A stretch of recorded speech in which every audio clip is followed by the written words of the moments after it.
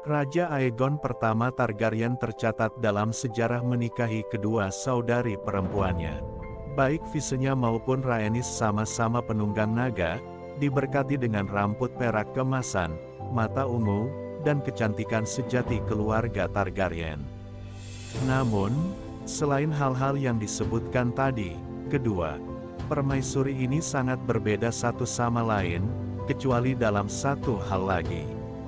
Mereka berdua sama-sama mempersembahkan anak lelaki bagi sang raja. Aenys lahir duluan. Ia lahir di tahun 7 AC dari permaisuri yang lebih muda, Rhaenys Targaryen. Anak itu badannya kecil saat baru lahir, dan sakit-sakitan.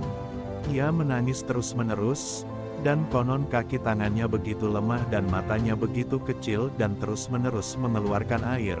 Sampai-sampai para maester yang melayani raja khawatir kalau anak ini takkan mampu bertahan hidup.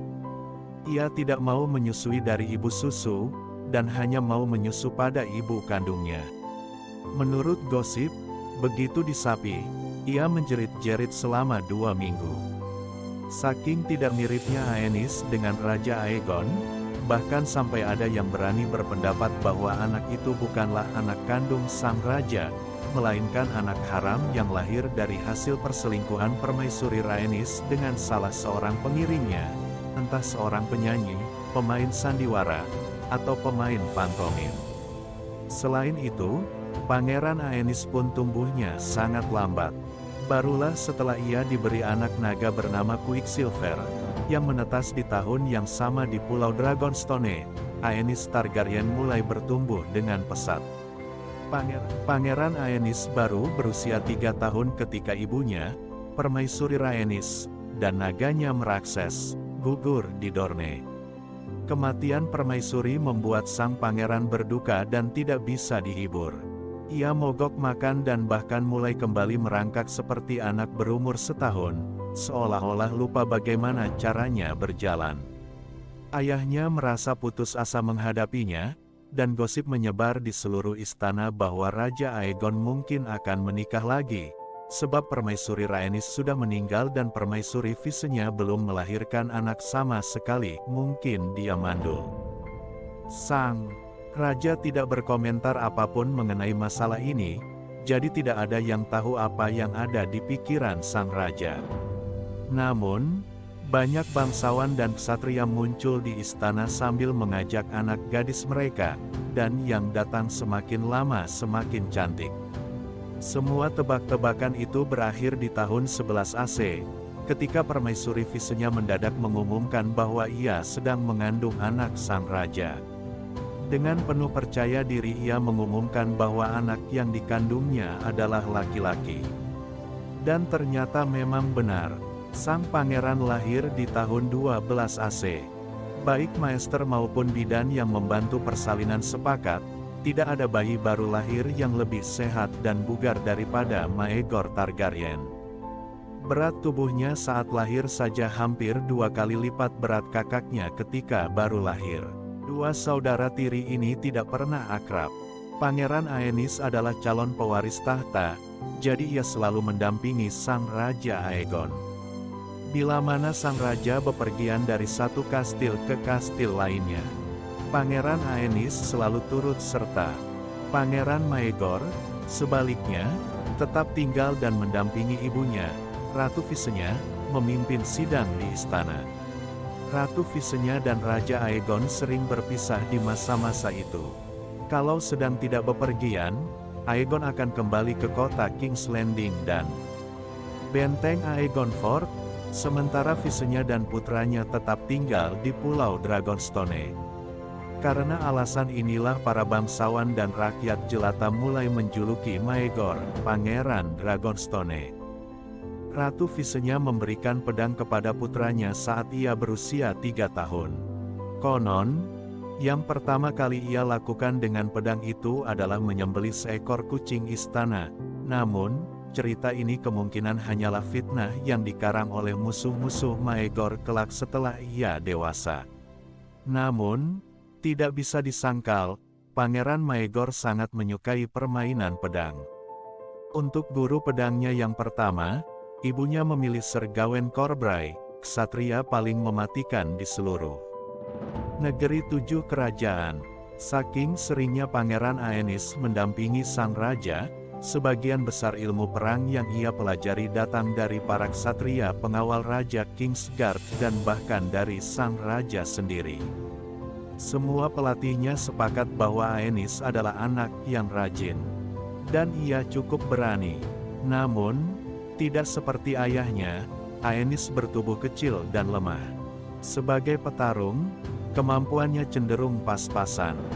Bahkan ketika ayahnya menyuruhnya bertanding dengan menggunakan pedang Blackfyre, sesuatu yang dia lakukan setiap saat. Para gurunya sepakat, Aenys tidak akan mempermalukan dirinya di medan laga, tapi kemahirannya berpedang tidak akan pernah diabadikan dalam lagu pujian. Pangeran Aenys memiliki bakat di bidang lain. Aenys sendiri ternyata jago menyanyi, dengan suara yang kencang dan merdu. Ia sangat sopan dan mempesona. Ia cerdas, namun tidak terkesan kutu buku. Ia mudah menjalin persahabatan, dan gadis-gadis tampaknya sangat menyukainya, baik dari kalangan bangsawan maupun rakyat jelata. Aenys juga gemar menunggang kuda. Ayahnya memberikan berbagai macam kuda kepadanya, mulai dari kuda balap, kuda tunggangan biasa, sampai kuda perang. Namun, tunggangan favorit Aenys adalah naganya, Quicksilver. Pangeran Maegor juga menunggang kuda, namun ia tidak menyayangi kuda, anjing, atau hewan apapun. Ketika ia berusia 8 tahun, seekor kuda tunggangan menendang dirinya di kandang kuda. Maegor menusuk kuda itu sampai mati, dan ketika bocah pengurus kandang kuda mendengar jeritan hewan malang itu dan berlari menghampiri, Maegor menyabet muka bocah pengurus kuda itu sampai terbelah dua.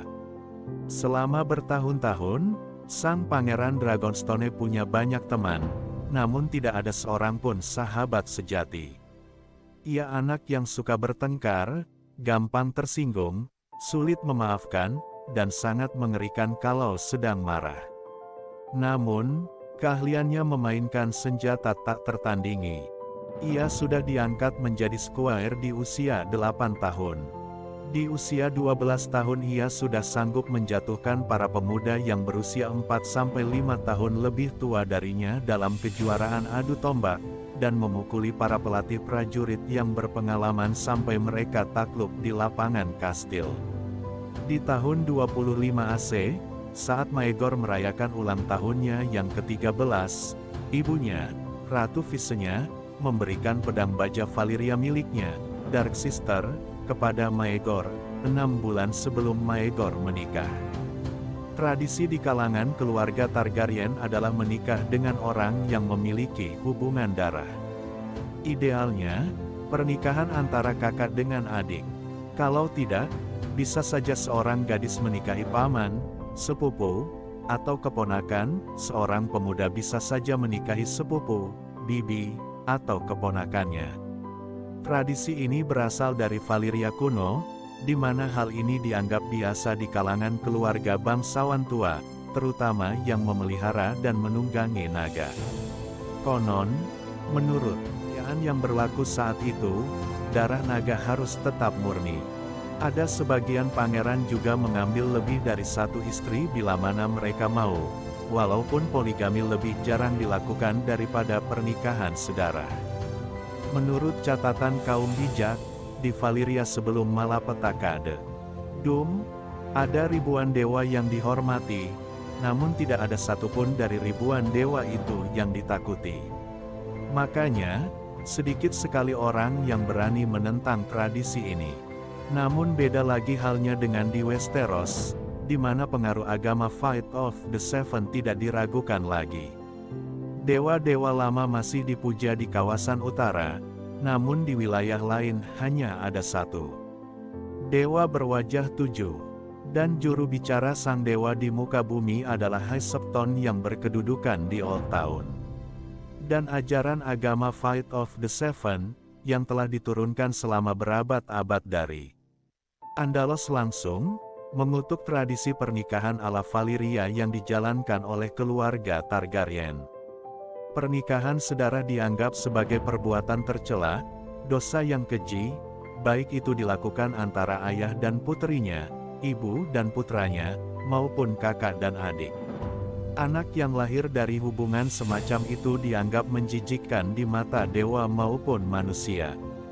Dari sini sudah terlihat kalau konflik antara agama Fight of the Seven dan keluarga Targaryen cepat atau lambat pasti akan terjadi. Dan memang, banyak di antara anggota Dewan Pemimpin Agama Fight of the Seven, Mos Devot, yang tadinya berharap bahwa High Septon akan menentang Aegon dan adik-adik perempuannya saat Perang Penyatuan Westeros The Conquest. Mereka sangat tidak senang ketika Bapak kaum beriman, High Septon, justru menasehati Lord Hightower agar tidak melawan Sang Naga, dan bahkan memberkati dan mengurapi Aegon dengan minyak suci saat ia dilantik menjadi raja untuk kedua kalinya di Old Town. Konon, kalau sudah terbiasa, lama-lama bisa menerima. High Septon yang melantik Aegon, sang penakluk menjadi raja terus menjalankan tugasnya membimbing umat sampai ia wafat di tahun 11 AC. Pada waktu itu, seisi negeri sudah terbiasa dengan seorang raja dengan dua permaisuri, yang adalah istri sekaligus adik dari sang raja. Raja Aegon selalu berusaha untuk menghormati agama Fight of the Seven. Ia memastikan lembaga agama Fight of the Seven tetap menikmati hak-hak istimewa yang selama ini mereka miliki. Ia mengecualikan harta dan properti yang lembaga ini miliki dari pajak. Aegon juga menegaskan bahwa Septon, Septa, dan para rohaniwan yang mengabdi kepada lembaga agama Fight of the Seven, jika berbuat kesalahan, hanya bisa diadili di kalangan mereka sendiri. Kesepakatan antara lembaga agama Fight of the Seven dan pihak Iron Throne ini terus berlaku sepanjang masa pemerintahan Aegon I. Dari tahun 11 AC hingga tahun 37 AC, ada 6 orang yang menyandang mahkota kristal High Septon. Yang Mulia menjalin hubungan baik dengan mereka semua, dan ia selalu berkunjung ke Stair Reserve pusat agama Fight of the Seven setiap kali berkunjung ke Old Town. Namun, masalah pernikahan sedarah tetap ada, ibarat api dalam sekam di balik sopan santun dan basa-basi. Walaupun para High Septon di masa pemerintahan Raja Aegon tidak pernah menentang pernikahan raja dengan adik-adik perempuannya, mereka juga tidak pernah menyatakan bahwa pernikahan semacam ini sah. Para umat rendahan dari agama Fight of the Seven, para Septon di pedesaan, kaum biarawati, rahib peminta sedekah, dan anggota laskar Poor Fellows, masih percaya bahwa hubungan badan antara kakak beradik adalah dosa, demikian juga seorang pria yang menikahi dua istri. Namun, Aegon sang penakluk tidak memiliki anak perempuan. Jadi, untuk sementara waktu, masalah ini tidak muncul ke permukaan. Para putra sang naga tidak punya adik perempuan untuk mereka nikahi, jadi mereka harus mencari calon istri ke tempat lain.